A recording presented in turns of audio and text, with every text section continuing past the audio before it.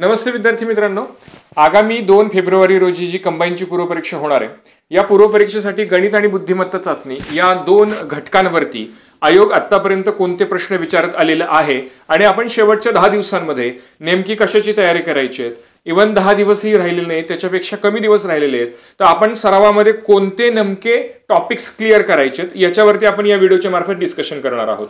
मध्ये काही विशिष्ट प्रश्नांचा जो उल्लेख आहे तो मी करणार आहे, त्याच्यावरती जास्त भर देणं अपेक्षित आहे। तर जास्त वेळ न दबडता आपण मेन मुद्द्याकडे वळूयात। सगळ्यात पहिला महत्त्वाचा टॉपिक म्हणजे काम काळ वेग।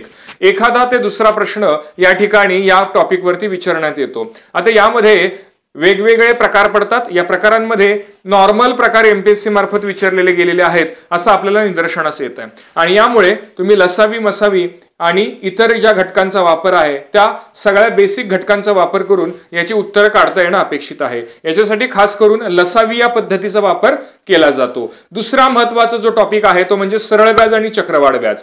आता सरळ व्याज आणि चक्रवाढ व्याज या दोघातला फरक विद्यार्थ्याला माहित असणं अपेक्षित आहे।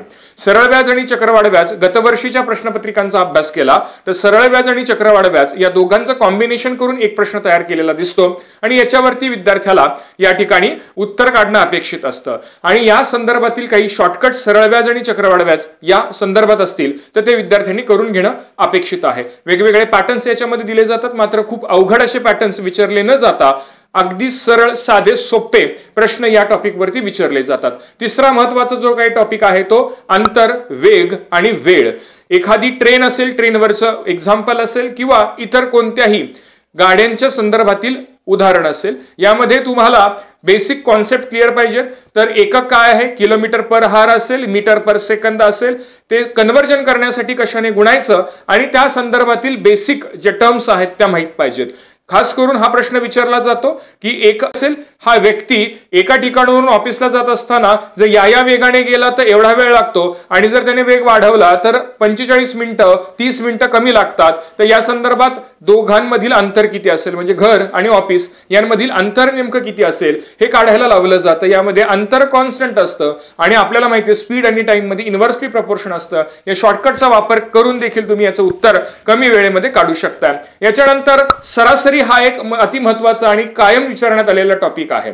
ॲव्हरेजचं शॉर्टकट तुम्हाला माहित असणं अपेक्षित आहे।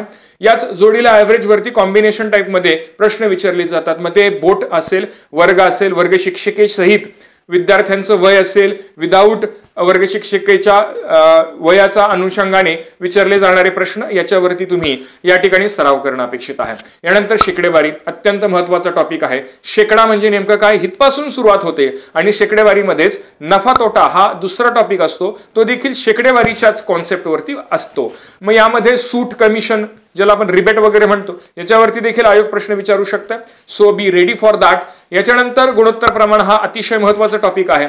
गुणोत्तर प्रमाण हा कॉन्सेप्ट तुम्हाला वयवारीमध्ये सुद्धा वापरला जातो, त्याच्यामुळे वयवारी हा टॉपिक सुद्धा याच्यावरती अवलंबून आहे। वयांची बेरीज असेल, 10 वर्षांपूर्वीचं वय, 10 वर्षांनंतरचं वय असेल, याचं गुणोत्तर दिलं जातं, याच्यावरती तुम्ही चाचपणी करणं अपेक्षित आहे। यानंतर अलीकडे जास्त विचारले जाणारे प्रश्न आहेत आणि आत्ताच इंट्रोड्यूस करण्यात आलेले प्रश्न म्हणजे संख्या पद्धतीवरती प्रश्न जास्त विचारतात।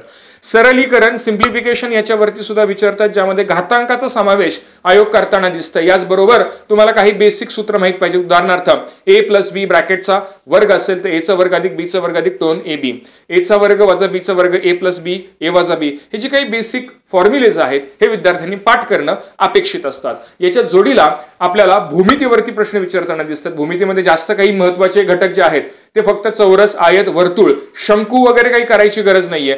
जास्त करून चौरस आणि वर्तुळावरती हे प्रश्न विचारले जातात।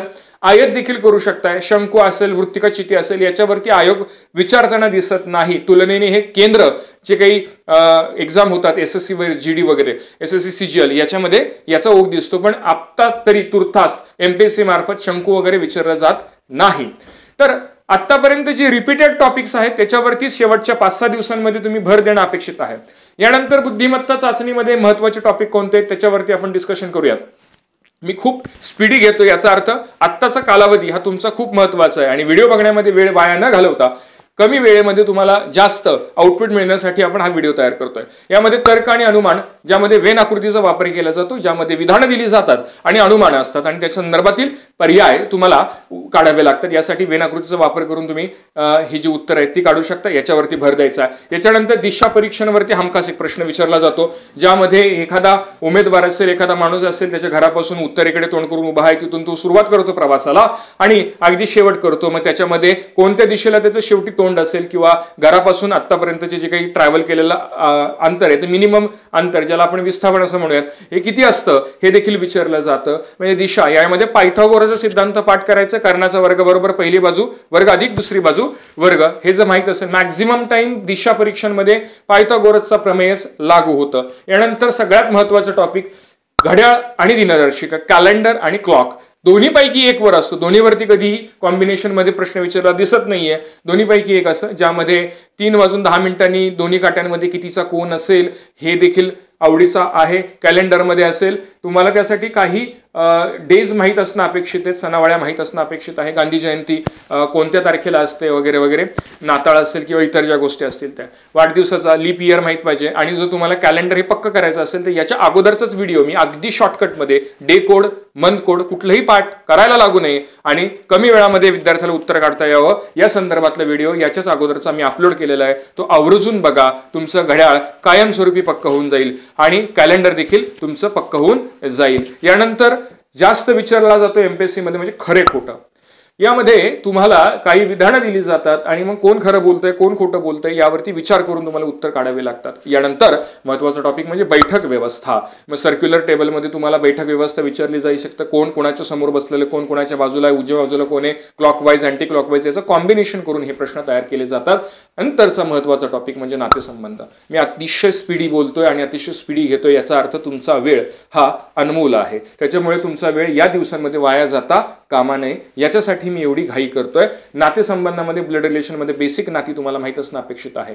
जर नाती तुमच्या समोर असतील तर अगदी योग्य पद्धतीत आणि उत्तर काढण्यासाठी तुम्ही तो जो काही कॅरेक्टर दिलेला आहे प्रश्नामधला, त्या कॅरेक्टरला मी म्हणून संबोधा, म्हणजे स्वतःला त्या कॅरेक्टरपाशी ठेवा, तुमचं उत्तर अचूक निघतं। यानंतर आकृतींची संख्या मोजणं वारंवार विचारलं जात नाही पण कधीतरी पाहायला मिळतो, यामध्ये काही ट्रिक्स असतात त्या फॉलो करा। एखादी वेगळीच आकृती आली तर सांगता येत नाहीये मोजता येईल का नाही मोजता येईल, बट या ठिकाणी काही बेसिक त्रिकोण असेल, चौकोन असेल, याचे काही शॉर्टकट्स असतात ते बघून घ्यावेत। आणि नंतरचा महत्वाचा म्हणजे ठोकळा।